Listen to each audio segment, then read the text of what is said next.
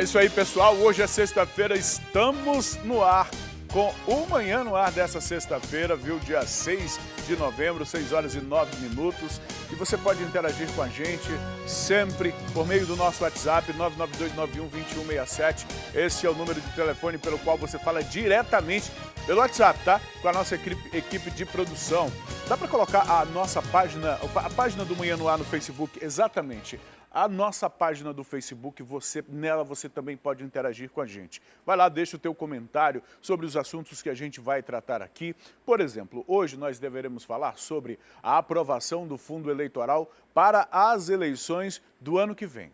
Esse fundo eleitoral é o valor, né, angariado por meio dos impostos, o nosso dinheiro, que os partidos políticos têm à sua disposição, desde que, por lei, foi proibida que o setor privado, que as empresas financiassem as campanhas. Então, agora somos nós que pagamos. Então, o fundo partidário é esse valor determinado, destinado aos partidos políticos, para que eles para financiar as campanhas políticas. Pois bem, este valor foi aprovado com 120 vezes, com um valor 120 vezes maior do que aquilo que era esperado. E mais, esta aprovação uniu partidos da situação e da oposição, de direita, de esquerda, de centro. Está todo mundo unido nisso aí. Poucos partidos ficaram de fora disso aí. Todo mundo quer esse aumento. Agora, vem a situação que interessa a todos nós e que de uma forma direta pode afetar a maioria da população brasileira que depende dos serviços públicos. Isso porque cerca de 500 milhões de reais devem sair da saúde, educação e infraestrutura, principalmente da saúde. Imagina 500 milhões de reais do orçamento da saúde ser destinado à campanha política? Ontem o próprio ministro da Saúde demonstrou preocupação em relação a isso. A gente sabe que a saúde pública no Brasil já não é lá essas coisas e nós dependemos disso. O sistema de saúde pública, o SUS, depende de qualquer recurso possível, mas o que nós temos hoje é essa atuação dos congressistas que ontem se reuniram, e quando eles se unem, geralmente é porque tem algum interesse comum. E por esse interesse comum, eles derrubam qualquer medida, eles criam qualquer lei, eles aprovam qualquer coisa, quando é do interesse deles, exclusivamente deles. E temos, neste caso aqui, a convergência de vários partidos políticos, que tanto governistas quanto de oposição, o pessoal se junte. Olha só os dois extremos, PT e PSL, para início de conversa, votaram a favor desta aprovação,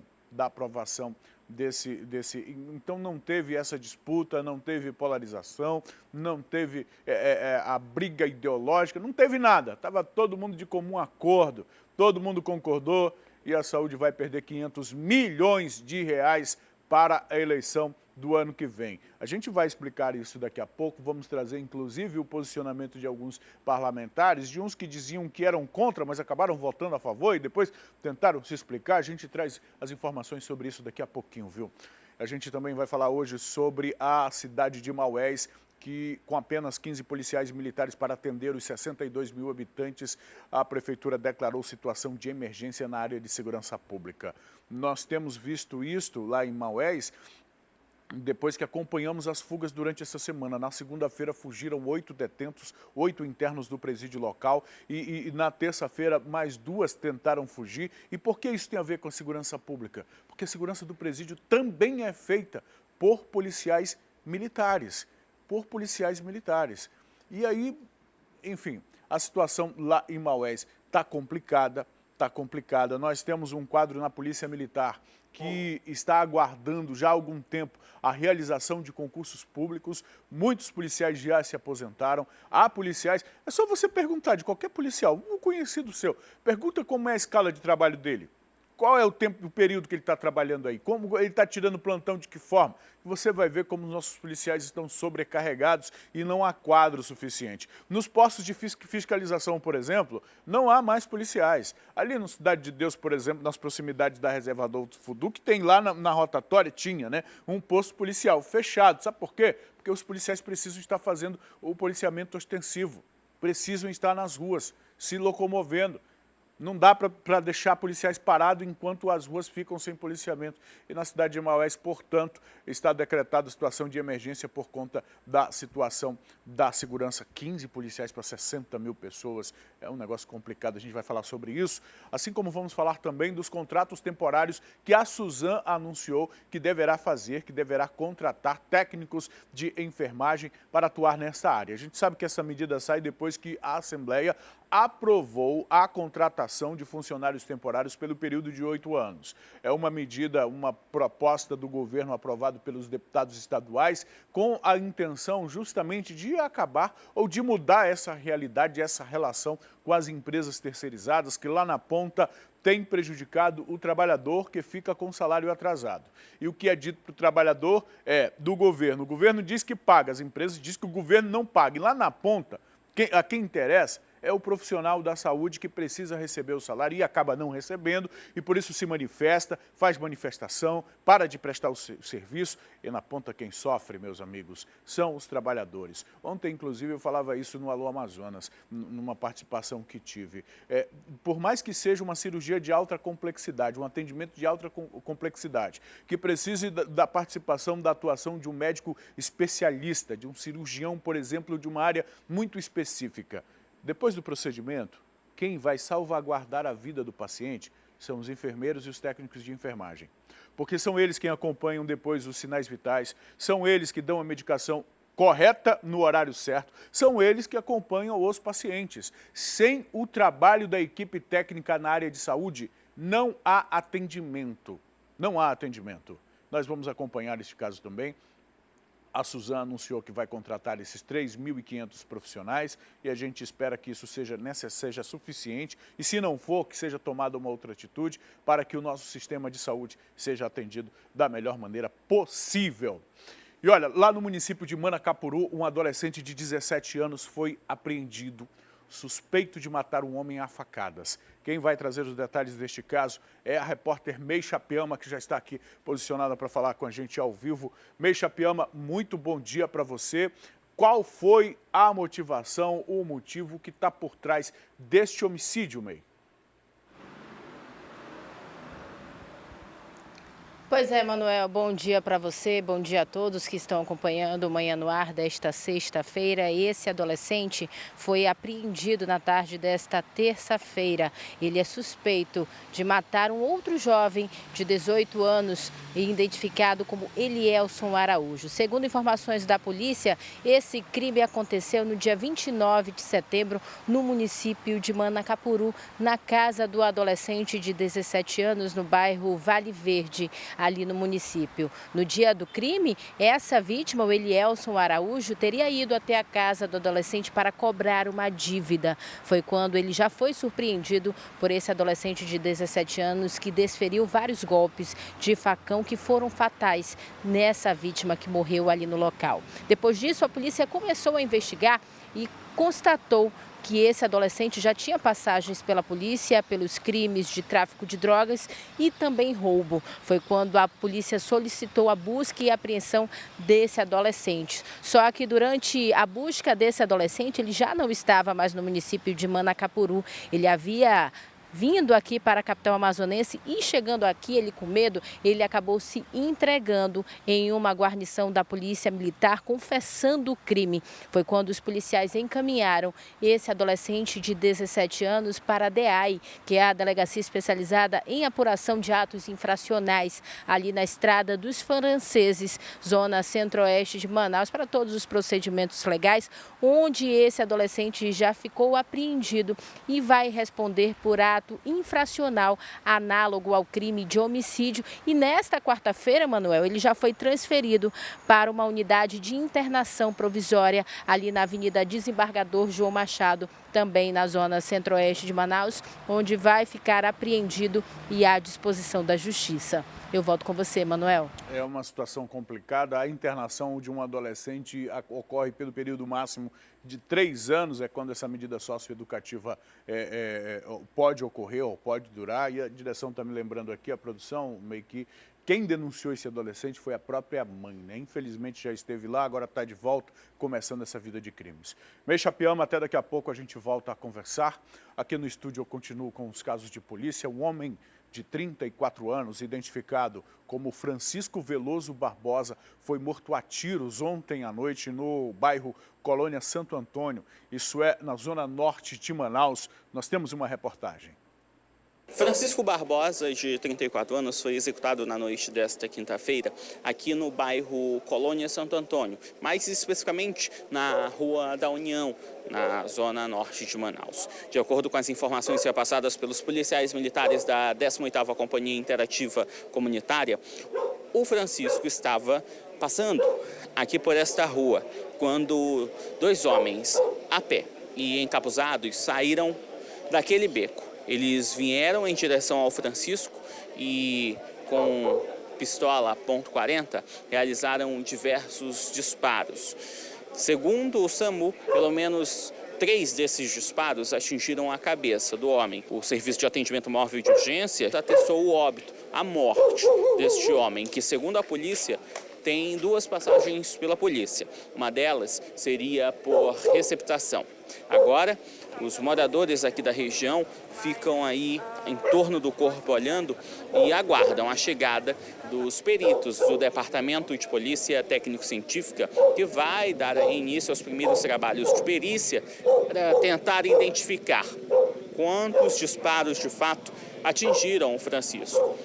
Aqui ainda aguardam também o carro do Instituto Médico Legal, que deve chegar para fazer a remoção do corpo deste homem. Segundo a polícia, informações sobre os suspeitos que saíram desse beco não se sabe até o momento. Aqui é uma área de grande tráfego, as pessoas falam pouco, mas a informação que nós tivemos foi que os elementos aqui vieram pelo beco, chegaram aqui no local, todos encapuzados, efetuaram os disparos e saíram aqui do local pela pista principal. Estamos consultando aqui para verificar se ele tinha alguma passagem. A Delegacia Especializada em Homicídios e Sequestros ainda não chegou no local, mas vai se fazer presente para iniciar as investigações para elucidar este caso que aconteceu na noite de quinta-feira. É um tipo de reportagem que parece que a gente está num déjà vu, né? Uma situação que a gente já viu ocorrer, se repetindo quase todos os dias. O Rafael está nas ruas cobrindo, fazendo essa cobertura do noticiário durante a noite e constantemente temos visto o mesmo tipo de crime. Esta guerra que ocorre por conta do comércio ilegal de drogas, infelizmente. Mas a polícia vai investigar. E com certeza vai chegar até o autor do crime, o autor dos disparos, o executor, mas a gente demora a ver, são os mandantes, os cabeças sendo presos, sendo identificados e sendo responsabilizados. Um assalto acabou de forma chocante, isso lá no bairro São Jorge, na zona oeste da cidade de Manaus. Tudo aconteceu após a vítima perseguir os criminosos que estavam em uma moto e atropelá-los. A gente tem esse vídeo aí que você está vendo, é exatamente o resultado do que foi esta ocorrência. A ação, como nós estamos vendo, foi flagrada por uma câmera de vigilância, né? A vítima revoltada pelo que tinha acontecido com ela, pelo crime que tinha sofrido, fez esse atropelamento. Vamos entender essa história melhor assistindo a reportagem. Era por volta das 7h30 da manhã do último dia 27 de novembro, quando os policiais militares da 21ª Companhia Interativa Comunitária, que estavam realizando um patrulhamento de rotina, foram abordados por vários moradores ali da rua Manuel Lapa, também no bairro São Jorge. Eles foram informados que 2 pessoas em uma motocicleta, inclusive um deles, no caso o condutor, estava vestido, caracterizado como mototaxista. Eles estavam realizando inúmeros assaltos ali naquela mesma área. Posteriormente, com essas informações, os policiais militares começaram a fazer uma fiscalização, uma varredura naquele local. Só que eles foram informados ainda que uma das vítimas, bastante revoltada com toda essa situação, porque segundo ele, o Maicon Juan Oliveira Borges, de 21 anos, identificado posteriormente, desceu dessa motocicleta armado e abordou a vítima logo no momento em que ela saía do seu veículo. E ele disse o seguinte: passa a mochila e o aparelho celular, senão eu te mato. Quando ele pegou esses objetos, subiu então nesse veículo e seguiu em alta velocidade. Mas essa vítima conseguiu fazer uma perseguição até que em determinado momento essa dupla ali, o condutor nesse caso, perdeu o controle do veículo e acabou caindo. Essas duas pessoas foram atingidas. Esse caso chamou bastante a atenção da população porque as câmeras de segurança dos circuitos internos das residências que ficam ali próximo gravaram todos os momentos. Inclusive, após esse acidente, os moradores, bastante assustados aí com o barulho, desse acidente, o impacto que deu ali era muito forte, começaram a sair das suas casas. Só que eles não imaginavam que essas pessoas que saíram caminhando ali no local, tratava-se de 2 suspeitos que realizaram inúmeros assaltos ali naquela área da cidade. Depois que isso aconteceu e a polícia chegou no local, percebeu que um deles tinha sido detido pela população que ficou sabendo desse caso, dos crimes que eles estavam realizando ali no local. Como eu disse anteriormente, essa pessoa foi identificada como Michael Juan, de 21 anos. A outra pessoa que estava vestida com aquela farda de mototaxista, acabou fugindo. Mas em uma conversa prévia com a guarnição que atendeu a ocorrência, Maicon disse que somente naquele dia tinham realizado pelo menos 5 assaltos, mas que ele e o comparsa, que até então foi identificado como Jonathan, já estavam realizando inúmeras ações ilícitas, vários crimes pela cidade, pelo menos uma semana antes. A polícia agora investiga quem é essa outra pessoa, se realmente ele se chama Jonathan, qual a relação entre eles dois. O caso primeiro foi registrado no 21º Distrito Integrado de Polícia. Após os procedimentos cabíveis, esse caso veio para cá, junto com o Maico, para prestar esclarecimentos aos investigadores e também ao delegado responsável. O vídeo mostra uma manifestação de violência. Alguém atropelar outras 2 pessoas no meio da rua é sem dúvida uma manifestação de violência. Mas eu pergunto, como é que foi o assalto lá atrás, hein? O que foi que essas pessoas exatamente fizeram para deixar esse motorista nesse estado de espírito, disposto inclusive a jogar o carro em cima de uma moto? No início do vídeo, a gente não vê o momento da batida, mas no início do vídeo dá para ver eles sendo ainda carregados, arrastados pelo veículo depois da batida. Se você... Eu não acredito que violência com violência seja a solução. Resolver o problema da nossa violência, da insegurança na nossa cidade com violência. Olha aí, o momento da batida. Um está em cima do capô, o outro é arrastado pelo lado, o veículo não passou por cima deles dois. Não é a forma de resolver. Mas o que falta para o cidadão? O que o cidadão vai fazer? O cara mesmo admite na delegacia que cometeu tantos outros crimes. Como é que a população vai se proteger de gente assim, gente armada, que quando faz o assalto... Quem já participou, quem já foi assaltado, sabe exatamente o que eu estou dizendo aqui no momento do assalto. Pior do que levarem um telefone celular, o dinheiro ou qualquer coisa, é a humilhação que o cidadão passa nas mãos desses criminosos. Um homem identificado como Caio César Colares, de 28 anos, foi preso por policiais da especializada em roubos, furtos e defraudações. Ele é conhecido como Camelo. Ele é suspeito de ter matado o idoso Herculano Mendes Cardoso durante um assalto no bairro Santa Etelvina. Esse crime ocorreu em outubro deste ano. O caso aconteceu no dia 11 de outubro deste ano, no bairro Santa Etelvina, na zona norte de Manaus, mais exatamente na Rua das Mangueiras. Um senhor de 66 anos, identificado como Herculano Mendes Cardoso, estava em frente à residência dele, juntamente com a esposa e a filha. Foi quando 2 homens chegaram em um carro modelo Gol, anunciando um assalto ali com seu Herculano. Herculano, ele reagiu a este assalto. Foi quando este homem que nós estamos vendo aí na tela, identificado como Caio César, o vulgo Camelo, efetuou um disparo certeiro que atingiu aí o senhor Herculano, que ainda chegou a ser encaminhado para um hospital das proximidades, mas infelizmente não resistiu ao ferimento e acabou morrendo nesse dia 11 de outubro. Os dois, de acordo com testemunhas, fugiram sem serem identificados até ali o momento. Foi quando a delegacia especializada em roubos e furtos e defraudações entrou em ação e chegou até este suspeito, que foi preso e já tinha passagem pela polícia por tráfico de drogas. O roubo simples acabou se tornando um roubo qualificado pela morte da vítima. As investigações foram iniciadas e culminaram com a prisão do Camelo. Como é que vocês conseguiram chegar até o Camelo? Bom, houve todo um trabalho de investigação, informações, cabe frisar que é muito importante o apoio da população. Aquela pessoa que presencia um crime deve procurar a autoridade policial para narrar o fato, ou se não quiser se identificar, pode ser feito até através do 81 ou de um disque denúncia. E com essas informações nós conseguimos chegar às pessoas. Veja só, cabe à Polícia Civil, nesse caso de crimes graves, elucidar o caso, que para isso nós está elucidado. Esse rapaz aí que aparece nas imagens, que está preso aqui com a gente, foi a pessoa que anunciou o assalto e que efetuou o disparo contra a vítima. Um crime que causou revolta à população.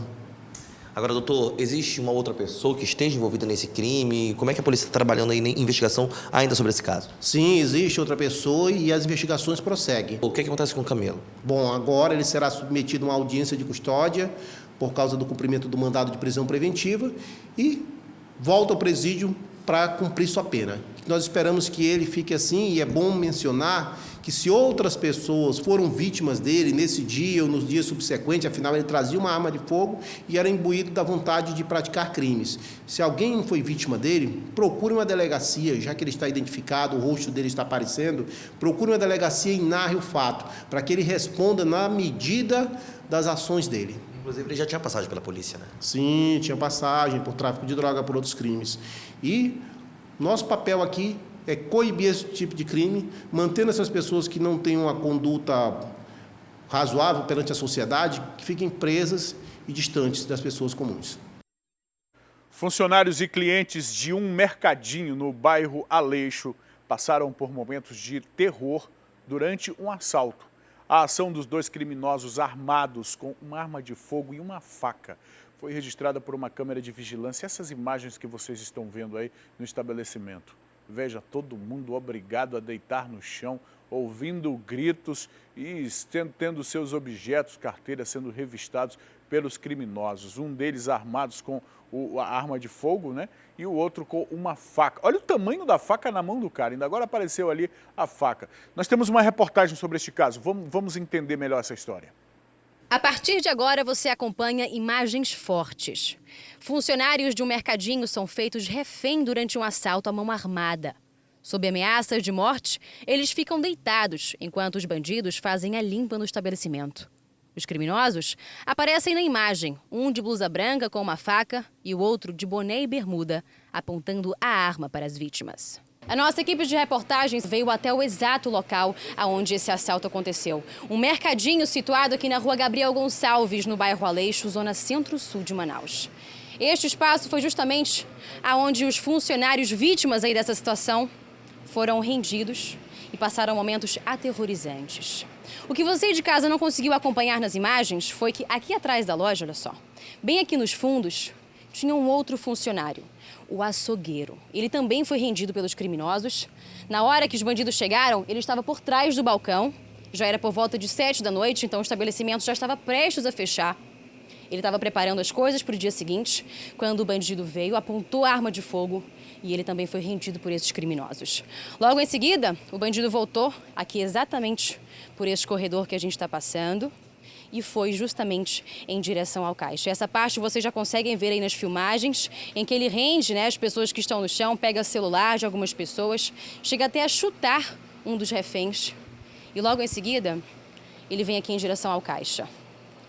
Esses bandidos, além de pertences das vítimas, produtos da loja, também queriam a renda do dia. Eles conseguiram levar aí cerca de R$ 1.200 durante esse assalto. E a funcionária que passou por momentos aterrorizantes com uma arma apontada diretamente para o rosto dela, ficou muito abalada depois dessa situação. Eu senti muito medo e fiquei pensando na minha família, né? Eu queria que eles fossem embora, eles ficavam aqui dentro, pediram cigarro de mim, pediram isqueiro e chip. Eles estavam muito agressivos, principalmente um que ele estava muito alterado, estava instigando a gente, né? A gente já tinha se rendido. Que estava com arma de fogo. Também, principalmente o que estava com uma faca. Ele mais que estava bem mais agressivo, entendeu? E teve um momento que ele se invocou com um colega meu que estava atrás, pensando que ele era segurança, e ele era só um estoquista, né? Ele perguntou se tinha arma, e a gente não tinha arma. A gente não anda armado aqui. Aí ele disse que ia atirar nele, eu falei, não, moço, não faça isso, que ele não é daqui, ele é de fora. Vocês agora então pedem policiamento, mais segurança para conseguir vir trabalhar. Eles aumentem mais a segurança da gente, porque é difícil, né? A gente fica tentando ganhar vida e ver uma pessoa em questão de minutos, ele leva tudo. Fica aí o relato e também um apelo de uma funcionária que pede por mais segurança no local de trabalho. Foi uma situação muito violenta e os funcionários ficaram bastante traumatizados com esse episódio. Caso você de casa possa contribuir para colocar essa dupla e autora desse crime atrás das grades, é recomendado que você faça denúncias através de ligação, WhatsApp ou até mesmo comparecendo em uma unidade policial aqui na capital. Qualquer informação será mantida em sigilo. Dá só uma olhada nessas imagens aí. Não tem nada, a orientação da autoridade policial é não reaja. Não há nada mais importante do que a sua vida. A sua vida precisa ser preservada e não reagir durante um assalto não é garantia de que não vai acontecer nada com você, mas é provável que o criminoso te deixe vivo, como deixaram vivos nesse caso. Agora, meus amigos, tem gente, para algumas pessoas, a honra e a dignidade é algo tão importante quanto a vida. Tão importante quanto a vida. E eu pergunto, em que dignidade existe? Que dignidade está relegada ao cidadão no momento em que ele é obrigado a deitar no chão, a se prostrar com a cara no chão, diante de dois criminosos, de dois bandidos, num estabelecimento comercial, num local onde o cidadão vai enfim, tem gente trabalhando, tem gente consumindo, um local onde a pessoa deveria ter os direitos constitucionais que estão lá na nossa Carta Magna, na nossa lei maior, assegurados. Cadê o direito, cadê a dignidade do cidadão diante de uma situação dessa? Não existe honra, não existe dignidade numa hora dessas. E daqui a pouco o comerciante está aí com uma arma atrás do balcão e reage, ou essas pessoas reagem mesmo.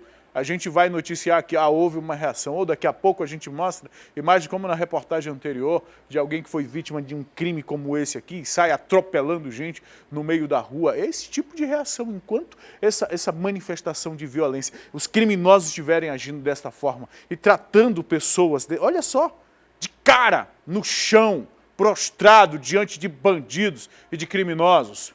A orientação das autoridades, e é o que a gente repercute aqui, é a mesma. Por favor, não reaja, não reaja. A hora de reagir é agora.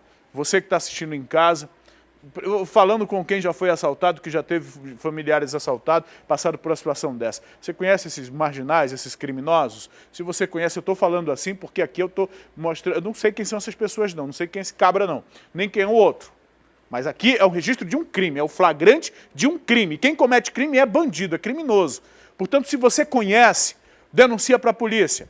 181 é o número da Secretaria de Segurança, 190 é o número da Polícia Militar. Você pode denunciar esses homens para que eles parem de realizar esse tipo de crime nas ruas e nos mercadinhos da cidade. A gente tem, olha, hoje, daqui a pouco a gente vai trazer uma reportagem e até pedir, lá na nossa página do Facebook, eu estou fazendo esse pedido aí para os nossos telespectadores, para comentarem justamente a aprovação do fundo partidário, porque para dinheiro para eles, né, para as campanhas políticas deles, eles são muito bem articulados. E aí, essa aprovação resultou num aumento de 120 vezes mais do que aquilo que estava previsto. A desculpa é que nas eleições do ano que vem, o número de candidatos é maior e por isso precisa de mais dinheiro. E o governo, que esperava gastar cerca de 2 bilhões de reais, vai gastar quase o dobro disso. Vai gastar mais do dobro. Aí na sua tarde você está vendo que o fundo eleitoral vai tirar 500 milhões da saúde. Mas não vai tirar só da saúde, não. Da infraestrutura serão outros 380 milhões. Da educação serão outros 280 milhões. E outras pastas também que tiveram as despesas ditas discricionárias, sabe? Aquelas despesas que não são obrigatórias, e aí foram cortadas. Da saúde, por exemplo, o recurso foi tirado da farmácia popular. Exatamente, daquelas farmácias populares que distribuem remédios gratuitamente para os mais pobres, ou remédios a um preço muito baixo para quem de fato não tem condições. Pois é daí que vai sair esse dinheiro. 500 milhões de reais para financiar campanha política. Qual a tua opinião sobre isso? Vai lá na nossa página do Manhã no Ar. Dá para colocar a nossa página na tela aí para as pessoas de casa verem? Nossa, comenta, deixa o teu comentário. Daqui a pouco a gente traz a tua opinião, assim conforme a gente trouxer a reportagem, traz a tua opinião aqui no Manhã no Ar. Deixa eu seguir com o noticiário policial. Um homem foi preso durante uma operação da Polícia Civil, suspeito de fingir ser um funcionário da concessionária de água. Ele e um comparsa costumavam cobrar propina de clientes para não aplicar multas por supostas irregularidades. Temos a reportagem, vamos assistir. A Operação Lisque foi deflagrada pelos policiais da Delegacia Especializada em Combate ao Furto de Energia, Água, Gás e Telecomunicações, juntamente com a equipe de investigação do 14º e 22º Distrito Integrado de Polícia. A ação foi deflagrada por volta de 6 horas da manhã. Ela teve como objetivo desarticular uma organização criminosa, cujos integrantes são ex-funcionários da concessionária de água. O delegado Paulo Benelli explica como os policiais identificaram os suspeitos e como era esse esquema criminoso. As pessoas procuraram a própria empresa Água de Manaus para noticiar esse envolvimento de corrupção, né? Para poder noticiar que havia funcionários solicitando valores, e a empresa falou, não são funcionários nossos, porém vão repassar a delegacia para que eles realizem a apuração. E a Delegacia de Combate a Furto de Serviços conseguiu realizar a identificação desses falsos funcionários, verificou que 2 deles tinham sido já funcionários da Água de Manaus e que tinham ficado com eles o fardamento, ficado com eles algum material de ordem de serviços em branco, notificações em branco, sem contar N objetos para fazer religação ou ligação clandestina. Então tinha ficado alguns materiais com eles que poderiam fazer com que eles utilizassem essa fraude. Os suspeitos foram identificados por Rogério Abreu Araújo, de 35 anos. Ele foi preso na casa dele. O homem ainda tentou correr, se esconder. Ele se escondeu dentro do forro, mas não deu muito certo. Ele foi indiciado por estelionato e associação criminosa. Já o Arlisson Araújo Pinto não foi localizado. O homem já tinha sido preso em 2018 pelo crime de roubo. O suspeito, portanto, já é considerado um foragido da justiça. A gente até repassa a foto dele para que, se alguém tiver notícias do Arlisson, que procure a Delegacia de Furto de Serviços, que nos dê notícias para poder realizar a captura desse foragido. Segundo o delegado, as investigações sobre esse caso, elas vão continuar na tentativa de encontrar o terceiro suspeito. Se você tiver informações que ajudem a localizar esse suspeito, é só entrar em contato com a polícia pelos telefones 190 ou 181. Agora a gente fala do caso Flávio. O enteado do prefeito de Manaus, Alejandro Valeico, passou por exames médicos ontem a pedido da defesa. Segundo os advogados, o indiciado pela morte do engenheiro Flávio Rodrigues dos Santos tem sentido taquicardia devido ao tamanho da cela. De acordo com a Polícia Civil, ele deve ser transferido ainda hoje para o sistema prisional. A defesa de Alejandro Valeico ingressou com pedido na Justiça solicitando a saída do custodiado aqui do 19º Distrito Integrado de Polícia durante algumas horas por problemas de saúde. Segundo os advogados, Alejandro Valeico fica em uma cela muito pequena e tem tido taquicardia e oscilação na pressão. Ele saiu aqui do DIP por volta mais ou menos das 2 horas da tarde, fez uma bateria de exames ao longo desta quinta-feira em um hospital particular que fica na área central da cidade. O resultado ainda não saiu, mas vai ser apresentado em breve. Há semanas que a gente vem tentando que ele seja submetido a exames, houve uma certa demora judicial na apreciação dos nossos pedidos e hoje ele foi para o hospital, fez os exames e nós estamos aguardando os resultados. A cela aqui do 19º ela é muito pequena, então ele praticamente não tem mobilidade. Então ele desenvolveu taquicardia, já tem pressão alta, então os batimentos cardíacos dele parados, então sendo superiores a 140, então há um risco de AVC, alguma coisa assim. Para eliminar qualquer dúvida a respeito disso, a gente solicitou que ele fosse examinado por um hospital, porque recentemente a gente teve que chamar até mesmo a emergência do SAMU para o atender, porque ele já estava passando mal. Alejandro Valeico retornou ao 19º DIP por volta das 6 horas da tarde. Ele veio escoltado por 2 equipes da polícia. Ele, ao retornar para a cela, decidiu não falar com a imprensa. Mas, segundo a Polícia Civil, na manhã desta sexta-feira, Alejandro vai ser encaminhado ao Centro de Detenção Provisória Masculino 1. É muito provável que a gente já leve ele para o presídio. Ele vai para o CDPM1? Já está confirmado o presídio que ele vai? Olha, a gente leva para a CEAP e a CEAP faz a triagem de acordo com, já é interno deles, eu não sei para onde é que ele vai ficar. A não ser que mude a situação, mas a determinação da Justiça é que ele passe por os exames que ele já passou e em seguida encaminhar para o presídio. Alejandro vai ficar em uma cela de 14 metros quadrados, juntamente com outros 7 presos, e não vai receber nenhum tipo de atendimento especial. Bom, nós temos uma equipe de reportagem lá no 19º Distrito Integrado de Polícia. Se Alejandro sair para o presídio ainda esta manhã, a gente acompanha, traz a informação para você aqui. Nós acompanhamos ontem, por exemplo, a consulta que a juíza da Central de Inquéritos, a consulta que fez a Secretaria de Administração Penitenciária, querendo saber das condições do sistema prisional para receber Alejandro Valeico. A CEAP respondeu que o CDPM1, o Centro de Detenção Provisória Masculino 1, tem condições sim de receber o Alejandro. A CEAP informou ainda que se ele for, ele deverá ser destinado a uma cela que tem 14 metros quadrados. Celas que, quando recebem presos comuns, esses presos ficam com outros 7 internos. Utilizam um banheiro comum, coletivo, daquele tipo turco. Vão dormir em cima de um colchão de espuma, em cima de uma cama de concreto. Será tratado, de acordo com o que diz o CEAP, como qualquer outro preso comum. Então, se a situação está complicada aí no 19º, se ele já está sentindo ataque cardíaco aí no 19º, quando for para o presídio, também aí tem o questionamento. Ontem, inclusive, estava assistindo o Siqueira e o Siqueira fez esse questionamento. Imagina se o sistema prisional for dar esse tipo de atendimento para todo mundo que sentir uma subida de pressão altazinha lá dentro do presídio. É muito complicado, né? Muito complicado mesmo. A gente precisa também considerar que todo preso, que qualquer cidadão que esteja sob investigação ou sob processo, deva receber sim um tratamento adequado. O que nós questionamos aqui é que o tratamento que é dado para um seja dado para todos, porque nem todos os indiciados, os investigados, presos preventivamente por participação de homicídios, nem por conta de todos eles, a Justiça pergunta da CEAP se há condições do sistema prisional recebê-los ou não. No caso desse rapaz, o que vemos é uma excepcionalidade. E uma excepcionalidade que, penso, precisa ser esclarecida para a sociedade. Por que para este o tratamento é desta forma e para os outros não é? Mike Parede está no CDPM1.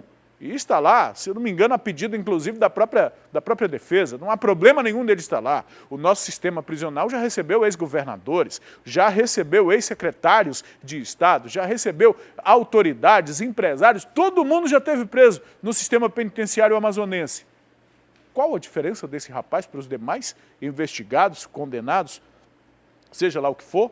Enfim, Nós seguiremos acompanhando este caso, nos detalhes, naquilo que for divulgado, a defesa de Valeico, o advogado, inclusive, que você viu na reportagem, mais uma vez enfatizou que é do interesse da defesa que esse processo saia do segredo de justiça para que todo mundo tenha conhecimento. A gente sabe que esse interesse agora é diferente do interesse lá do início dessas investigações, mas nós da imprensa também gostaríamos de ver esse processo, para ver se é isso mesmo. É isso mesmo que a defesa diz, o que dizem os autos, o que foi levantado nessas investigações. Mas independente do que está prescrito ou do que foi levantado no relatório em forma de inquérito apresentado pela Polícia Civil ao Ministério Público, independente disso, Alejandro Valeico, por decisão da Justiça, está preso preventivamente. E como preso de forma preventiva, por participação, por ser investigado na participação de um crime de homicídio, ele está recebendo um tratamento diferente de outros investigados. Para começar, permanece numa delegacia, mesmo depois do inquérito dele ter sido concluído. Permanece numa delegacia. A transferência dele para o presídio deveria acontecer de forma automática, como em todos os outros casos. O preso foi ouvido na delegacia, passou por todos os trâmites, está preso preventivamente, passa lá no IML, faz o exame de corpo de delito e direto é encaminhado para o sistema penitenciário. A gente vê isso, inclusive, em casos de operações da Polícia Federal envolvendo políticos, envolvendo gente também poderosa, vamos dizer assim. No caso desse rapaz está sendo diferente, agora nós seguiremos acompanhando, viu? E ontem à tarde, o corpo da adolescente Alice de Lima Vieira foi liberado do Instituto Médico Legal para a família. Você lembra do caso da Alice? Ontem nós mostramos aqui ao vivo, o Bruno Fonseca esteve no local onde a família fez vigília a noite inteira, né? Onde a família mesmo, por investigação própria, descobriu onde o corpo dela estava enterrado. E nós trouxemos essa informação aqui em primeira mão. O Bruno Fonseca, nossa equipe de reportagem, foi uma das únicas a entrar lá. E minha diretora, me permita um comentário. Teve emissora por aí dizendo que a informação não estava confirmada, que tem jornal por aí que passa informação e depois desmente. Nós estávamos lá ontem pela manhã acompanhando o trabalho do Corpo de Bombeiros, acompanhando o trabalho do IML, acompanhando o trabalho da Polícia Civil. É assim que nós trabalhamos, acompanhando o trabalho das autoridades e acompanhando também a família desta jovem, num momento de absoluto desconforto, para dizer o mínimo, porque essa família encontrou o local onde estava enterrado a sua filha, a sua irmã, enfim, a jovem de 16 anos. Deixa eu trazer aqui o Leon Furtado para falar comigo sobre a liberação do corpo da Alice. Leon, é um caso que a gente acompanha desde o mês passado, cerca de um mês, essa família nesse sofrimento aí. O sofrimento não terminou, mas o corpo dela já foi liberado do IML. Bom dia para você. Bom dia, Emanuel. Bom dia a todos que estão nos acompanhando nesse momento, no Manhã no Ar, nesta sexta-feira. Esse corpo foi liberado, sim, lá pelo Instituto Médico Legal. E aí, Emanuel, termina, sim, a espera, né, por essa família que estava buscando o corpo da Alice de Lima, de 16 anos, desde o dia 10 de novembro. A gente veio repercutindo durante todo o período de investigações, né, que ela havia sido, inclusive, reconhecida através de um vídeo que circulava nas redes sociais de uma mulher que havia sido morta com um tiro na cabeça.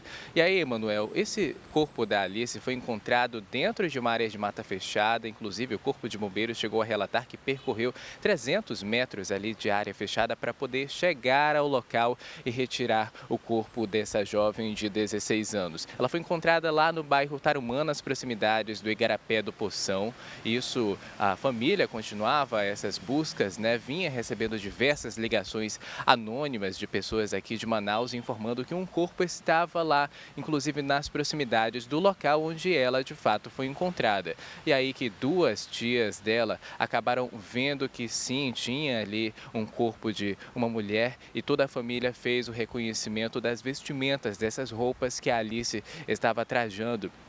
Mas ainda assim, Emanuel, embora tivesse sido acionada, né, ali a Polícia Militar, o Instituto Médico Legal, para fazer todo o procedimento de remoção desse corpo, na quarta-feira, isso por volta das 11h30, ainda não foi possível, porque justamente o corpo estava em estado avançado de decomposição e para isso o IML precisaria do apoio do Corpo de Bombeiros Militar aqui do Amazonas. O Corpo de Bombeiros então só fez a remoção desse corpo da Alice, entrou dentro dessa área de mata ontem pela manhã, por volta das 6h15, quando ela sim foi passar por todos esses procedimentos junto ao Instituto Médico Legal. Aí a gente relembra mais uma vez, né, que esse corpo estava sendo buscado, né, por essa família. A Alice estava sendo ameaçada por traficantes de drogas aqui da capital amazonense constantemente, né? Alguns relatos desses familiares confirmaram isso durante bastante tempo e chega ao fim essa história, né, essa busca por essa família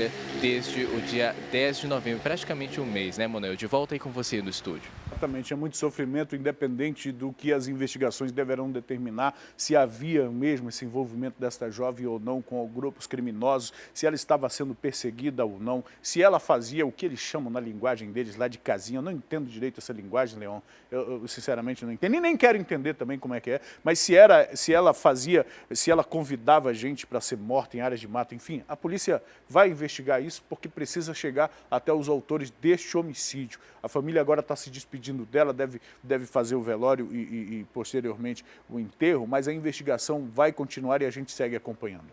Leon, até daqui a pouco a gente volta a conversar, você traz mais informações para a gente aqui no Manhã no Ar. Bom, a polícia está pedindo ajuda da população para identificar uma dupla de criminosos que assaltou um mercadinho lá no bairro São José, na zona leste da cidade. Segundo as autoridades, não é a primeira vez que o local é roubado. Os donos desse estabelecimento já foram vítimas dos assaltantes várias e várias vezes. O último foi no mês de novembro.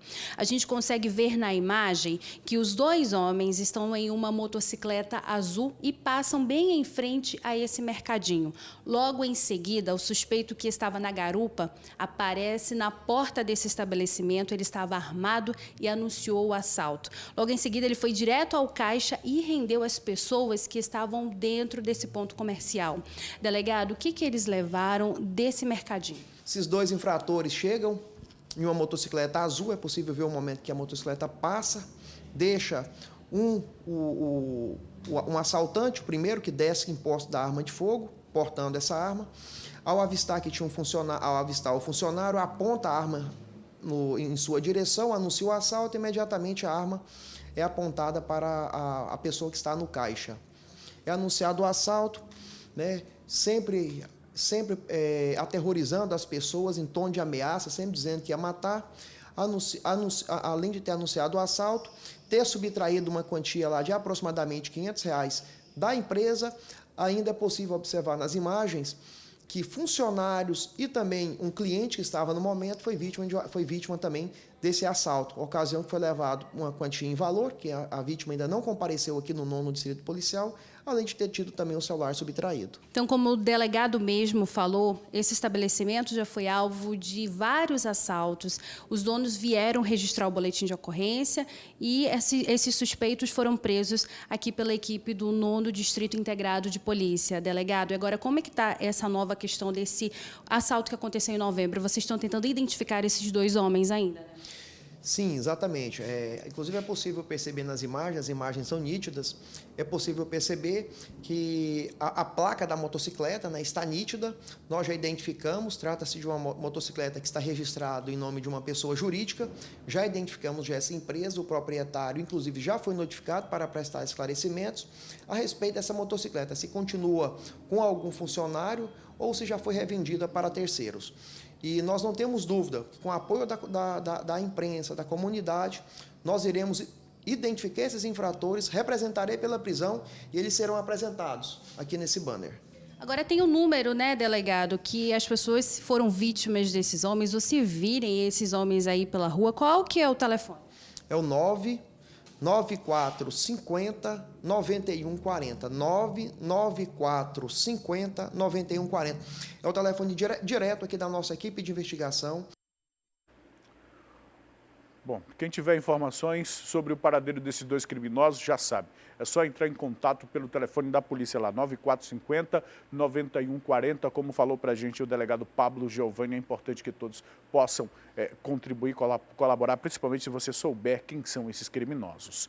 E olha, uma operação realizada no centro da cidade para combater a receptação de joias de ouro acabou com a prisão de um homem. Segundo a polícia, as investigações foram iniciadas em 2018 e contaram com informações de suspeitos capturados por roubarem joias naquela localidade. Justamente, o pessoal que rouba só rouba porque tem para quem vender. E um desses que recebia esse material roubado foi preso, esse que está aí na sua tela. Eu vou já exibir essa reportagem, mas antes deixa eu me despedir dos nossos ouvintes, o pessoal que acompanha a gente sempre de segunda a sexta, de 6 às 7, na FM O Dia. Tenham todos um excelente fim de semana. Você pode continuar acompanhando a nossa programação pelo Acrítica Play, direto aí no seu celular pela internet. A nossa programação ao vivo você pode acompanhar por meio do streaming. Aqui na TV a gente segue até às 8h30 e agora assistindo a reportagem sobre este receptador de joias roubadas lá no centro de Manaus. Roda o VT. A prisão aconteceu durante a Operação Ouro de Touro, que tem como objetivo reprimir a prática de crime de receptação na capital amazonense. As investigações já estavam acontecendo desde 2018, devido ao alto fluxo de roubo de joias de ouro no centro da cidade. A equipe de investigação que estava atuando durante a operação conseguiu informações com os próprios assaltantes que eram presos por praticarem assaltos no centro da capital. Segundo o delegado Marcelo Martins, essas pessoas que cometem esse tipo de crime são classificadas como lanceiro. São aqueles criminosos que assaltam puxando pulseiras, cordões das vítimas. Após esse trabalho de investigação, a polícia conseguiu chegar até o criminoso. Durante essas investigações, nós identificamos esse indivíduo como o receptador desses materiais e que ele teria 10 salas comerciais no prédio da Lobras. Então, diante dessas evidências, nós pedimos a busca e apreensão nessas salas comerciais. A Justiça Estadual concedeu esses mandados. E aí, na sequência, nós fizemos o cumprimento desses mandados hoje. E em uma das salas, nós localizamos ele, lá presencialmente no local, e lá foram encontradas armas de fogo e esses materiais que nós julgamos que tenham sido furtados e roubados das pessoas comuns no centro da capital. A prisão aconteceu por volta de meio-dia em um prédio que fica localizado na Avenida 7 de Setembro, no bairro Centro, zona sul da capital. O suspeito foi identificado por Rafael Rodrigues da Silva, um homem de 34 anos. Com ele foi encontrado armas, vários cordões e anéis de ouro. O homem foi preso em flagrante e vai responder por vários crimes: receptação qualificado, porte ilegal de arma de fogo e utilização de ouro sem comprovação de origem. Após procedimentos legais na delegacia, ele vai para a audiência de custódia. De acordo com a Polícia Civil, a Operação Ouro de Touro, ela vai continuar aí na tentativa de identificar se existem mais pessoas envolvidas nesse tipo de crime. Olha só, para essa imagem aqui, congela essa imagem, põe na tela cheia, Peixe, para as pessoas de casa acompanharem. Veja só, pessoal, um receptador, alguém que recebe material roubado. Mas já é um esquema tão sedimentado, que já funciona há tanto tempo, tão organizado no centro de Manaus. Olha a quantidade de material apreendido, as armas, inclusive, é todo um esquema criminoso. Você, meu amigo, que já foi vítima desses bandidos no centro, principalmente pessoas idosas, mulheres também, eles atuam de 2, de 3, empurra a pessoa, o outro puxa o cordão e sai correndo. Nós acompanhamos uma reportagem que um idoso foi espancado porque queriam levar o colar deles. Esse material acaba em locais assim, com homens dessa forma. É um tipo de comércio criminoso e depois isso volta para as ruas para ser vendido por alguém que compra sem se preocupar com a origem. Você que sabe, que conhece esse esquema criminoso, denuncia para a polícia. A gente tem que acabar com esse tipo de crime no centro da cidade de Manaus, viu? Olha, nós temos uma notícia hoje, né? Hoje não, a notícia aprovada ontem no Congresso Nacional, ainda vai passar ainda por algumas comissões, mas o fundo eleitoral, exatamente, o fundo eleitoral foi aprovado com um valor que é 120 vezes maior do que aquele que estava sendo planejado. Eu pedi a participação do nosso telespectador na nossa página do Facebook, algumas pessoas já estão se manifestando. Olha, um absurdo tirarem dinheiro da educação, da saúde, etc. Quem quer fazer política, que faça com o próprio dinheiro, é o que a Neide Ribeiro está falando. E depois a gente tem a Daniele Nascimento Silva, um absurdo. Só quem ganha é eles e o pobre cada vez mais pobre. É até letra de música, né, Daniele? Eliane Eloá Castro diz que isso é um roubo. E o Francisco Paixão também diz que é um roubo, enquanto a famosa espera de uma consulta médica, além de querer eu não entendi direito aqui, voltamos para melhorar, ele só faz melhorar para si mesmo. O Francisco está falando que eles só querem beneficiar a si mesmo. Aqui embaixo, o Marinho está dizendo o seguinte, a brincadeira, esses políticos, isso só mostra qual o verdadeiro interesse deles. Não deveria ter nada de dinheiro para político, já não basta o absurdo que eles ganham para não fazerem nada. É a opinião do telespectador, você pode deixar sua opinião também na nossa página do Manhã no Ar, no Facebook. Lá no Facebook você deixa a sua página. Essa é a nossa realidade, né? 500 milhões da saúde foram os cortes feitos em despesas que não são obrigatórias. As despesas que podem ser mexidas são chamadas de despesas discricionárias. Então, da saúde foram 500 milhões, da infraestrutura foram 380 milhões, da educação foram 280 milhões. Todos esses milhões destinados à campanha política do ano que vem, porque o valor que já foi inclusive utilizado pelos partidos, de que segundo eles não é necessário, porque ano que vem tem muito mais candidatos. É isso que justificam os parlamentares, que de forma quase que unânime, poucos partidos ficaram de fora dessa decisão aí, pouquíssimos, mas oposição em situação, PT e PSDB, e PSB PSL para início de conversa. Os dois extremos estiveram unidos. Inclusive o filho do presidente disse que se enganou no voto, daqui a pouco a gente traz num vídeo sobre isso. Agora, dinheiro saindo da saúde, dinheiro saindo da educação, dinheiro saindo da infraestrutura é um problema muito grande e a gente tem outros problemas também que são oriundos da falta de recursos, da falta de dinheiro para a contratação de gente, para a realização de concursos. Eu estou falando isso por quê? Porque o prefeito em exercício lá de Maués, o Paulo César, decretou situação de emergência na área de segurança do município. Traz para mim o Leon Furtado, ele tem informações sobre este caso lá na cidade de Maués. Leon, qual o motivo da prefeitura lá de Maués ter feito esse decreto?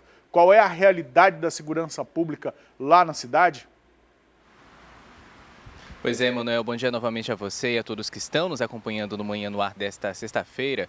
Olha, Manuel, a Prefeitura decretou essa situação de emergência aí no âmbito da segurança pública de lá, porque existe um número de policiais muito reduzido para atender a quantidade de habitantes e residentes lá no município de Maués. Só para você ter uma ideia, são 15 policiais para atender uma população de 62 mil habitantes. Na verdade, de mais de 62 mil habitantes, se a gente for fazer algumas comparações. E aí, Emanuel, a Prefeitura também destaca que já fez várias solicitações anteriormente, não só neste ano, mas também já havia sido feitas essas solicitações em vários outros momentos, mas que não teve sucesso nessa solicitação do reforço policial lá para o município. Então, até o momento, a informação que nós temos é que eles continuam sim atuando somente com esses 15 policiais, e aí a gente espera que mais segurança venha através dessa situação de emergência declarada por lá. Vale destacar também, Emanuel, que existem também constantes fugas de presos, detentos lá do presídio de alta periculosidade, que deixa ainda mais um clima de insegurança em toda a cidade, Emanuel, principalmente depois da 20ª festa do Guaraná, ocorrida há menos de uma semana atrás. Emanuel, de volta aí com você no estúdio. Exatamente, Leon, e a gente tem essa situação das fugas dos presídios de Maués, a gente tem a situação dos homicídios na cidade de Maués que ocorrem. Este ano, agora em 2019, Leon e telespectadores, nós trouxemos muitas reportagens, inclusive por meio do Geandro, que lá de Parintins, próximo a Maués, tem sempre contato com a Polícia Militar. É uma situação complicada. Maués sofre o que a maioria dos interiores do nosso estado sofre com esse fenômeno da interiorização da violência. e aí esse decreto, vamos ver como o governo do estado se posiciona, vamos ver se haverá algum reforço no policiamento na cidade de Maués para resolver essa situação. Dos 8 fugitivos da segunda-feira até agora não há notícia de nenhum recapturado ainda. 16 policiais é muito complicado para uma cidade toda, né? Leon, mais uma vez, obrigado pelas informações, Leon. Daqui a pouco eu volto a falar com o Leon. Olha só, o Leon está falando lá de Maués. Agora a gente vai saber um pouco mais sobre as ocorrências policiais em outras cidades do nosso interior. No município de Fonte Boa, 177 quilos de drogas foram apreendidos, próximos a um galpão, no porto da cidade. Os policiais chegaram até o material ilícito após receberem uma denúncia anônima, informando que um grande carregamento de entorpecentes estava escondido em um barco ancorado em um local conhecido como Estrada do Baré. As drogas, que estavam armazenadas em sacos de fibra, foram apresentados no 55º Distrito Integrado de Polícia. Ninguém foi preso. 2 amigas foram assaltadas por motoqueiros armados no momento em que caminhavam por uma avenida no município de Parintins. As vítimas saíam de uma loja de decoração. Um notebook, um aparelho celular e uma bolsa foram levados pelos criminosos. Segundo a polícia, esse foi o 3º assalto registrado na cidade em apenas um dia. A suspeita é de que a mesma dupla tenha cometido esses crimes. Agora, as imagens de uma câmera de vigilância que registraram toda a ação devem ajudar nas investigações. A Receita Federal apreendeu 5 quilos de drogas em um posto de triagem dos Correios. Os entorpecentes estavam escondidos em potes de suplementos e foram localizados com a ajuda de um cão farejador. Essa operação foi deflagrada pela Receita Federal através das equipes de investigação e repressão da alfândega do Porto de Manaus. Ela foi realizada em 2 dias, iniciou na terça-feira e finalizou na quarta-feira. Em ambos os dias, as equipes contaram com o apoio do K9, o agente canino Odin. Na terça-feira, essa investigação aconteceu no Centro de Triagem dos Correios. Por lá, passam todos os tipos de encomenda que vão para outros estados ou até mesmo países. Ele conseguiu identificar um pacote onde tinha ali 20 potes de suplemento, mas na verdade tratava-se de cocaína. Ao todo, foram apreendidos no primeiro dia mais de 3 quilos de cocaína. Já no segundo dia, também foi realizado no mesmo local. O Odin conseguiu identificar um outro pacote. Ele continha 2 quilos de cocaína, totalizando aí 14 potes também de suplemento. Todas essas encomendas saíram do município de Benjamin Constant, com destino ao estado do Paraná. Esse material apreendido, mais de 5 quilos de entorpecente, foi encaminhado ao Departamento de Investigação sobre Narcóticos, o DENARC da Polícia Civil. Eles devem passar, então, por uma perícia. As investigações vão continuar, sim, para identificar quem eram os responsáveis ou o responsável por todo esse material ilícito. Uma casa de madeira ficou totalmente destruída durante um incêndio em um beco no bairro Redenção. Segundo os moradores da área, o fogo teria começado no quarto e se espalhou pelo imóvel rapidamente. Esse incêndio começou por volta de 7h20 da manhã aqui no Beco Carauari, no bairro da Redenção, zona centro-oeste de Manaus, nessa casa de madeira onde você está vendo que teve perda total. Segundo informações de alguns moradores, esse fogo teria iniciado na cama e teria se alastrado pelo sofá, onde acabou destruindo toda a residência. Na outra parte, a gente percebe ali que o forro de PVC também foi danificado da outra residência. Os moradores aqui da área chamaram uma equipe do Corpo de Bombeiros que veio até o local, mas a casa já estava totalmente destruída. Essa casa ao lado também teve uma parte do forro também destruída por esse incêndio. Esse morador que está aqui, ele ainda tentou ajudar no momento em que se alastrou o fogo, mas devido a uma falta de água, vocês não conseguiram apagar rapidamente. Isso, tem um racionamento de água Aí na hora que iniciou o fogo nós tentamos fazer o primeiro atendimento, que é tirar a vítima e apagar o fogo, mas com a falta d'água foi impossível. E a casa de madeira também foi muito rápido o fogo. A pessoa que morava aí conseguiu sair sem se ferir, né? Isso, ela saiu sem nenhum ferimento, conseguiu tirar algumas coisinhas de dentro da casa dela, mas como o fogo iniciou no colchão e passou para o sofá, foi muito rápido e devido à fumaça, a fumaça preta, né, não teve condições mais de recuperar nada. Parte daqui da laje pré-moldada também ficou um pouco destruída devido a esse incêndio. Isso, aqui em casa derreteu o isopor, né? Aí, graças a Deus, não passou o fogo para cá. Aí os vizinhos que tinham água guardado começaram a ajudar a apagar o incêndio. Só que o corpo de bombeiro também foi muito rápido. Chegaram em instantes e fizeram o rescaldo, terminaram de apagar o incêndio.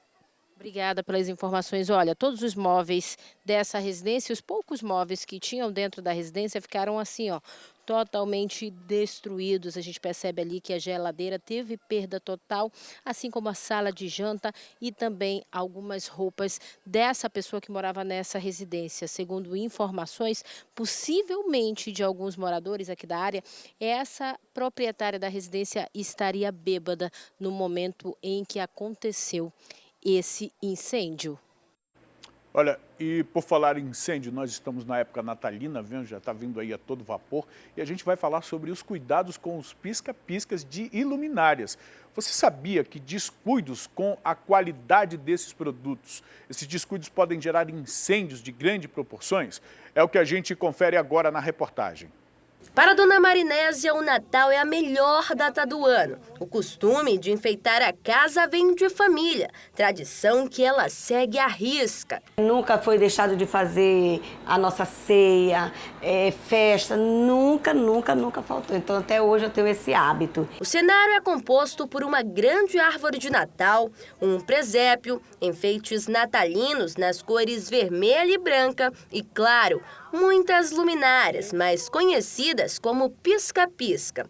Porém, você sabia que esses pequenos enfeites, se estiverem fora dos padrões de segurança, podem se tornar grandes causadores de curtos-circuitos e até incêndios? Convidamos o sargento Denis Wilson, do Corpo de Bombeiros, para visitar a Dona Nésia e ajudá-la a entender mais sobre os cuidados que devem ser tomados com os pisca-piscas e as extensões elétricas dentro de casa. Após as dicas, o balanço feito pelo bombeiro a respeito da ornamentação e da segurança das tomadas e luminárias tem um saldo positivo. Ela se preocupou com a segurança, colocou a árvore de Natal, que é onde tem os maiores focos de acidentes, até mesmo de incêndio, num local isolado. Então ela está longe de qualquer risco que possa ocorrer. Os pisca-piscas da árvore de Natal estão ligados numa extensão. Essa extensão está conectada num filtro de linha, numa régua que tem um fusível.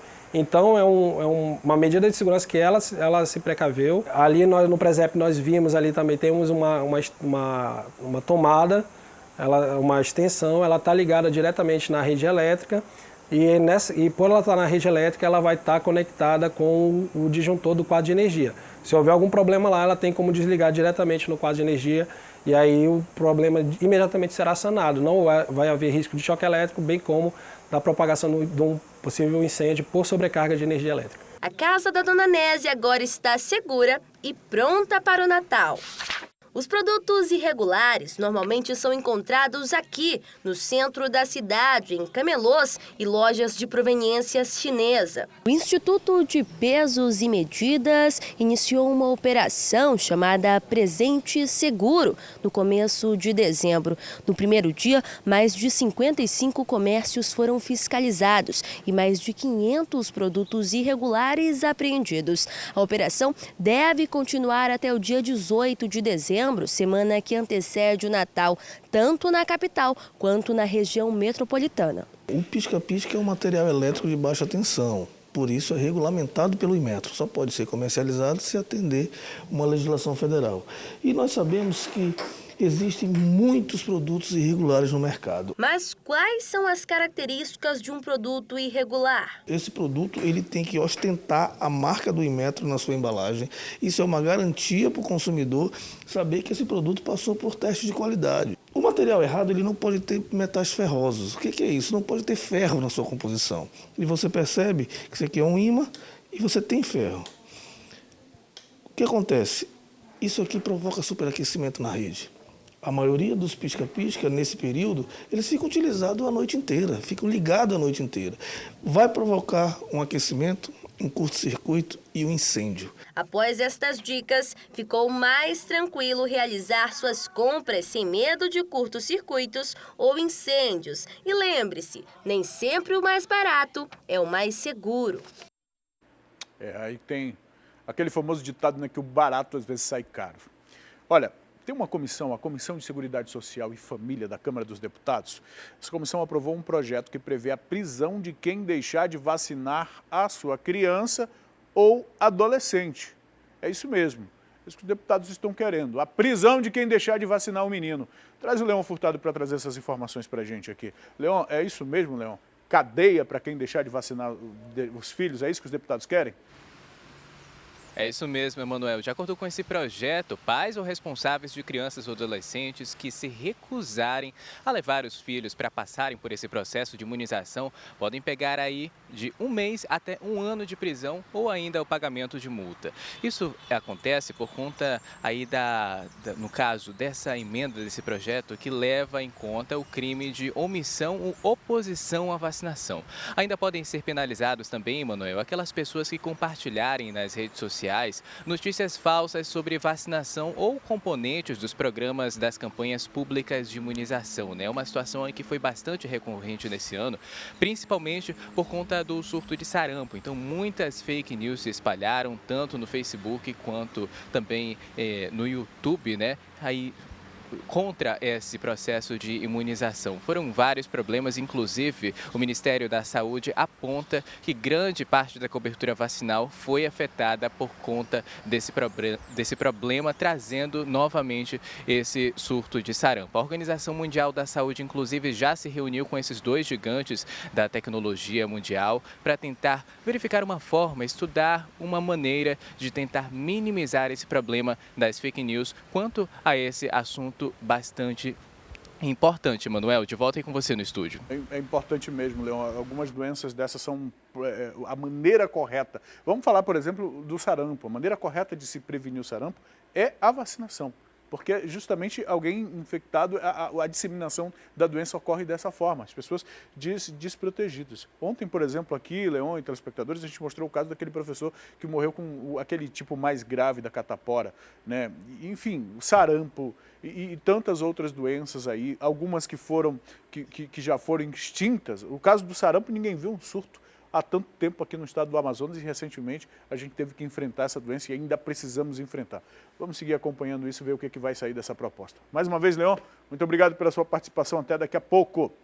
Bom, agora a gente está desde o início do programa falando sobre o fundo eleitoral, a aprovação deste fundo eleitoral. Eu gostaria de convidar Elcio do Carmo, por favor, nosso comentarista, sempre está aqui com a gente, contribuindo com a gente. Tudo bom? Com o programa. Muito bem, seja muito bem-vindo, muito bom dia a você. Sempre um prazer. Bom dia, Emanuel, bom dia aos telespectadores. Olha, o governo federal planejava repassar apenas 2 bilhões de reais. Apenas? 2 bilhões, apenas. Apenas 2 bilhões. Eu, sinceramente, não tenho noção do que é 2 bilhões, assim, enfim. Mas acabou que os deputados, que os congressistas querem aprovar 3,8 bilhões. É isso mesmo? É isso. É interessante que os telespectadores tenham a noção, a democracia tem um preço, isso em qualquer lugar do mundo, né? Caro, não tá não, é? Eu particularmente acho bem caro se você comparar, a gente tem que fazer algumas comparações. Quando não havia o financiamento público, que agora é público, nenhuma empresa pode financiar as eleições, pelo menos legalmente, né? Então, enquanto havia essa possibilidade, daí esses escândalos dos mensalões da vida, os petrolões, as grandes empreiteiras que financiavam as campanhas, né? Enquanto não havia, o Brasil estava já no segundo lugar de mais gastos eleitorais, quando havia o financiamento privado. E aí cortaram o financiamento privado. É importante que nós tenhamos consciência que a democracia sai cara. É um preço que nós pagamos. E aí cortaram o financiamento privado, veio uma lei dizendo não pode mais financiar empresas privadas. Ainda pode haver doações, até 10% do que a pessoa recebe no ano anterior, que declarou no imposto de renda, ele pode doar para as campanhas eleitorais. Pessoa física. Sim, é pessoa física. Eu entendo que é isso que a população queria. Se quer ser candidato, gaste do seu dinheiro. Aí houve a aprovação de uma lei, o Fundo de Financiamento Eleitoral, que tornou as eleições financiadas através de dinheiro público. Antes era 1,8 bilhões, dá algumas megacenas da virada, né? E agora tem até a semana que vem para votar. A princípio, 430 deputados de 513 vão ser favoráveis. E aqui, Elcio, e caros telespectadores, e caros telespectadores, tem o que eu acho interessante no Congresso Nacional, quando é do interesse deles. Nós temos os dois polos aí, PT, PSL, juntos. Sim. Esquerda, direita, centro, numa hora dessa não tem posição, né? Não tem posição ideológica, não tem nada, os caras se reúnem e aprovam mesmo. Há alguma dúvida de que eles irão aprovar isso? Olha, a minha dúvida seria vocês quem? Imprensa e opinião pública, porque aí gera um desgaste. Mas como a votação vai ser dia 17 agora, eu acredito que vai passar. Alguns vão se ausentar para não ter vão ficar envergonhados, né? Mas é uma votação simples. E são 4 partidos apenas votaram contra a ideia, né? E aí eles são partidos minúsculos. Agora, olha o que é mais interessante. Vamos criar um partido, Emanuel, porque mesmo os partidos que não têm representação no parlamento, eles vão receber cerca de 2,5 milhões de reais. É um dinheiro, né? Mesmo sem ter representação no parlamento. Então é bom fundar um partido. Os que recebem mais vão receber quase 400 milhões. Vamos ser políticos, né? É por isso que tem muita gente querendo ser político. Agora, nessa briga aí, nesse consenso, né? Nesse consenso, tem gente que se atrapalhou, né? A gente tem um vídeo aqui, pelo menos afirma que se atrapalhou. A gente tem um vídeo do filho do presidente que disse que queria votar de um jeito, mas votou de outro jeito. Vamos exibir aí o vídeo do Flávio Bolsonaro, por favor? Fala pessoal, eu gravo esse vídeo aqui para prestar alguns esclarecimentos, ainda que um pouquinho atrasado, porque eu estava em missão oficial fora do Brasil, tratando da questão da Fórmula 1 ir para o Rio de Janeiro, mas de qualquer forma acho importante deixar aqui esse esclarecimento a todos vocês, que é sobre um voto meu no veto ao fundo eleitoral, o chamado fundão. E eu quero explicar para vocês o contexto que isso aconteceu, porque eu sou contra, sim, o fundo eleitoral. Acabou que, no momento da votação aqui em plenário, vou mostrar para vocês como é que se procede a votação aqui na sessão conjunta do Congresso, da Câmara e do Senado. Acabei dando um voto para derrubar esse veto, quando, na verdade, meu voto deveria ter sido para manter o veto sobre o fundão. Então, como é que funciona? Você chega na hora no plenário, você pega uma relação, uma colinha de votos que é dado uma folha de papel pela liderança do governo. Foi me falado que havia um acordo ali para aprovar alguns vetos, para derrubar outros vetos. Eu peguei essa folha e não chequei exatamente esse ponto principal. É um detalhe, mas que não é um detalhe pequeno, é um detalhe grande. Então, para esclarecer que foi um equívoco da minha parte, não vou botar a culpa em assessoria, eu não prestei atenção nesse voto. Vou mostrar para vocês como é que é essa folha. Olha aqui, ó. Só para vocês terem uma ideia, cada letrinha dessa aqui é um voto sobre algum veto, algum projeto, né? E aqui, ó, só nesse dia, nessa folha, foram 259 votos numa folha só. E eu me equivoquei, sim, nesse voto específico em relação ao fundo eleitoral. Então, eu vim aqui para trazer esclarecimentos. Foi uma falha minha, uma desatenção minha, responsabilidade minha não ter votado da forma correta. E agora já passou, não tem mais como eu voltar atrás. O que eu posso fazer é me comprometer a jamais, eu, Flávio Bolsonaro, jamais vou usar recursos desse fundo eleitoral. Já está claro aí o que ele tentou justificar, disse que errou. De repente ele está muito preocupado com o que tinha que fazer lá fora, esquecendo um pouco do que tem que fazer como deputado para fazer, porque um voto, pelo amor de Deus, né? É um voto que muda não apenas o posicionamento dele, mas vamos lá, um voto que aprovou a retirada de 500 milhões da saúde, 380 milhões da infraestrutura, 280 milhões da educação. 70 milhões da farmácia popular. 70 milhões foi quem mais sofreu percentualmente, muito. Percentual. E quem é que precisa da farmácia popular? Quem é que depende da farmácia popular? Pelo amor de Deus. E aí o deputado se enganou, Elcio. Eu lembro, eu convido nesse final de semana uma leitura diletante. O Schopenhauer, o Arthur Schopenhauer, ele dizia: se a população soubesse como as salsichas são feitas e como as leis são feitas, dificilmente reelegeria e comeria salsicha. E olha... Schopenhauer, não sou eu que digo. Não é você que está dizendo, né? Olha, o Elcio está falando da população, mas a população, mesmo sem saber muito sobre como essa salsicha do Congresso é feita, tem um posicionamento em relação a isso. Dá para colocar na tela, por favor, a participação do nosso telespectador na nossa página do Manhã no Ar, lá no Facebook. Cadê o presidente que não veta? O presidente vetou. Foi justamente o veto dele que os deputados derrubaram, inclusive o próprio filho dele. Agora é hora de mostrar que o presidente quer algo diferente, que ele poderia vetar essa decisão do fundo partidário. Nós já falamos isso aqui. A presidência queria só 2 bilhões. Só 2 bilhões. Está indo para 3.800, né? Aí a Eliane está falando: parabéns a essa política podre e sem moral. É irônica, né? Mais uma rasteira nos eleitores, mas o povo gosta. E ela coloca a culpa disso no eleitor, que vota sempre nos mesmos corruptos.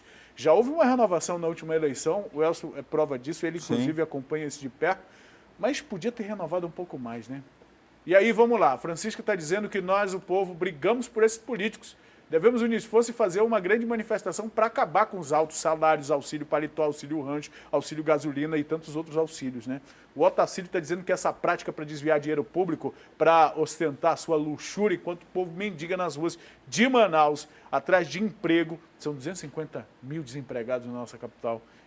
Tem a Eliane Moura aqui: parabéns a essa política podre e sem moral. Mais um comentário irônico, um posicionamento irônico da população. Elcio, apesar da atuação da imprensa, da manifestação do público, a gente tem visto o Congresso decidindo independente disso. Fez isso em relação à lei das fake news, feita aí de maneira muito rápida e meio que por baixo. Faz isso sempre que tem o interesse. É muito provável que isso volte a acontecer, né? Emanuel, a Elaine, o Otacílio, a Francisca e a grande maioria da população brasileira está desgostada há muito dessa forma de democracia que nós temos, a democracia representativa. Você vota em pessoas que acabam não te representando, só que você fica, de certa forma, manietado para expressar a tua visão, para participar, já que a democracia deliberativa é bem restrita. Sabe o que isso ocorre? Cada vez mais a gente pode acompanhar. Vamos pegar aí as últimas 5 eleições. O nível de abstenção vai aumentando. As pessoas estão descrentes. Elas dizem: não, é um pouco do mesmo. Ainda que haja a renovação, são os mesmos partidos que controlam. Então, os líderes são eleitos e eles conseguem pegar as marionetes e colocar de acordo com o que lhes interessa. Eu acredito que deve haver mais cidadania, como esses internautas que estão se manifestando, e participação. Enquanto nós não fiscalizarmos mais a fundo, eu acho que vai continuar dessa forma. A gente precisa fiscalizar, afinal de contas, 120 a mais do que esperado. 120 vezes a mais é o que aumentou disso aí, um corte de 1,7 bilhões de reais, um corte que não estava previsto. O próprio ministro da Saúde se manifestando preocupação, a própria equipe do governo se manifestando preocupação em relação a todos esses cortes. O Mandetta, ministro da Saúde, ele ficou surpreso ontem, pelo menos foi o que ele falou na cúpula do Mercosul. 500 milhões a menos, como? Enfim. Exatamente, dinheiro da saúde pública. Elcio, mais uma vez, meu amigo, muito sempre obrigado bom, pela sua participação com a gente aqui, viu? Um abraço. A gente segue com informação aqui no Manhã no Ar. Vamos voltar a falar sobre o caso Flávio, sobre a investigação deste caso. Na verdade, a gente está acompanhando o Alejandro Valeico. Coloca a Meixa Piama, por favor, ela está lá na frente do 19º Distrito Integrado de Polícia, acompanhando a transferência de Alejandro Valeico, que é um dos investigados neste caso. Mei, Bom dia para você mais uma vez. Como é que está a movimentação por aí, Meixapiama? Ele vai sair, não vai sair? Tem alguma informação?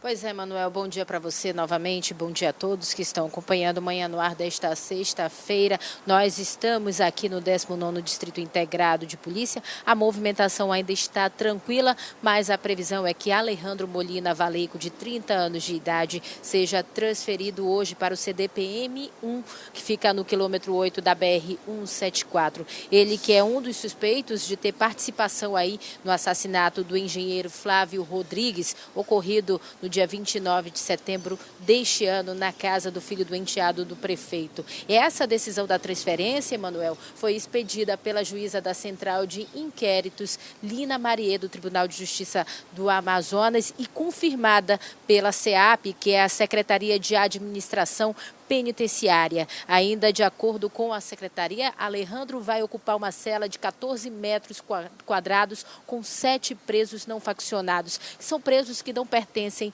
à facção criminosa. Ele está preso aqui no 19º Distrito Integrado de Polícia há pouco mais de um mês, ocupa uma das celas na tarde desta quinta-feira, por volta de 3 horas. Ele passou por exames em um hospital particular aqui da capital, chegou nesse hospital por volta de 3 horas da tarde.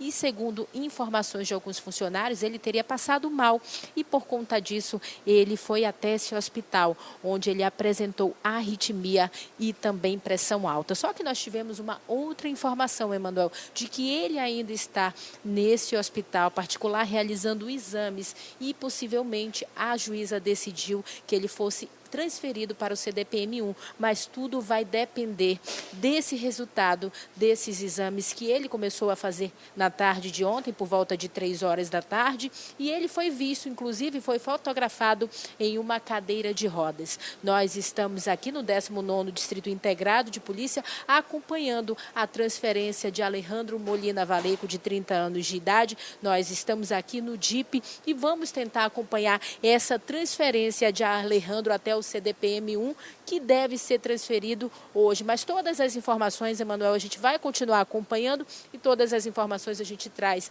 em qualquer edição aqui, ou no Manhã no Ar, ou também no Alô Amazonas e Alerta Amazonas. Viu, Emanuel? Eu volto com você. Ok, Meixapiama, fique por aí mesmo, né, acompanhando qualquer movimentação, você chama a gente aqui, você tem passe livre no Manhã no Ar para trazer as informações para a gente, viu? Em relação a este caso, nós temos a prática comum no interior no nosso estado, que as delegacias funcionem como presídios. Mas uma delegacia como o 19º Distrito Integrado de Polícia, que é uma central de flagrantes da zona oeste e centro-oeste da cidade, logo depois do expediente que as outras delegacias fecham, é para o 19º que as ocorrências são levadas. Desde o Tarumã, lá em cima no Tarumã, até a Ponta Negra, as ocorrências vão para o 19º Distrito Integrado de Polícia. Ou seja, se há alguém na carceragem e alguém com o tipo de tratamento que este senhor está recebendo, essa pessoa está ocupando um espaço que poderia ser ocupado por outros presos em flagrante que precisam ser indiciados na delegacia, passar por um procedimento, ficar preso enquanto são ouvidos, enquanto tem um depoimento colhido. Mas não, ele está lá no 19º até agora porque a Justiça permitiu e a Justiça determinou que lá ele estivesse. Nós seguiremos acompanhando durante todo o dia de hoje, se ele irá permanecer no 19º ou será encaminhado para o CDPM-1 ou para o sistema penitenciário. Se isso é privilégio ou não, eu cá tenho minhas dúvidas, mas de uma forma ou de outra, nós seguiremos acompanhando e trazendo todas as informações para vocês. Vamos fazer um intervalo? Logo mais você vai ver que o governo do estado lançou o programa Muda Manaus, que vai levar um mutirão de serviço das secretarias para bairros da cidade. E também 3.500 novos temporários da área de técnico de enfermagem serão contratados pela Secretaria de Estado da Saúde. Informação que eu trago já depois do intervalo.